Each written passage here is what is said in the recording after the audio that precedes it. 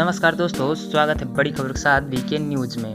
लद्दाख में भारत चीन के बीच चल रहे सीमा तनाव के बीच चीन के एक सैन्य एक्सपर्ट ने भारतीय सेना की जमकर तारीफ की है। चीनी के सैन्य विशेषज्ञ ने कहा कि भारत के पास दुनिया की सबसे बड़ी और सबसे ज़्यादा अनुभवी पहाड़ी सेना है। चीनी विशेषज्ञ ने कहा कि तिब्बत सीमा जैसे इलाकों के लिए भारतीय सेना बेहतरीन और उपयुक्त हथियारों से भी लैस है।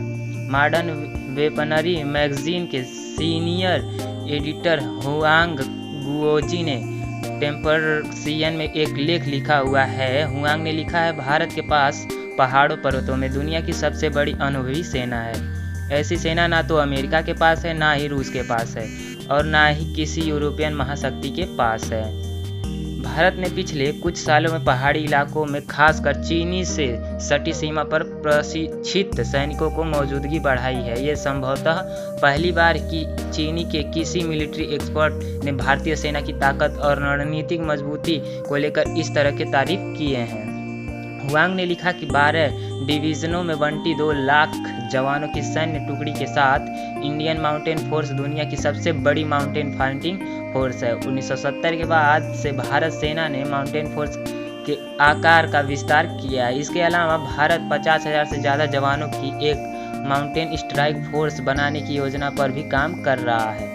हुआंग ने कहा कि भारत बड़े पहाड़ी सेना से हर एक सदस्य के लिए पहाड़ों पर चढ़ने में माहिर होना अनिवार्य है। भारत ने इसलिए तमाम प्रोफेशनल पर्वतारोही को भी भर्ती किया है। सियाचिन ग्लेशियर में भारतीय सेना की मौजूदगी को लेकर हुआंग ने कहा कि भारतीय सेना के सियाचिन ग्लेशियर में 100 से ज़्यादा चौकियाँ बनाई हैं। 5,000 मीटर से ज़्यादा की ऊंचाई पर 6,000 से 7,000 तक लड़ाकू सैनिक तैनात किए गए हैं।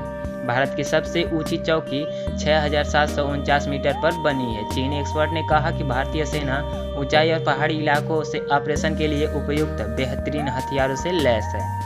इनमें से कुछ हथियारों को भारत ने बाहर से हासिल किया है और कुछ देश के भीतर शोध करके विकसित किए हैं। भारतीय सेना ने अमेरिका में निर्मित दुनिया के सबसे हल्के हवित्जर M777 खरीदने, चिनूक हेलीकॉप्टर और अपनी फायर पावर बढ़ाने के लिए भारी भरकम खर्च किया है।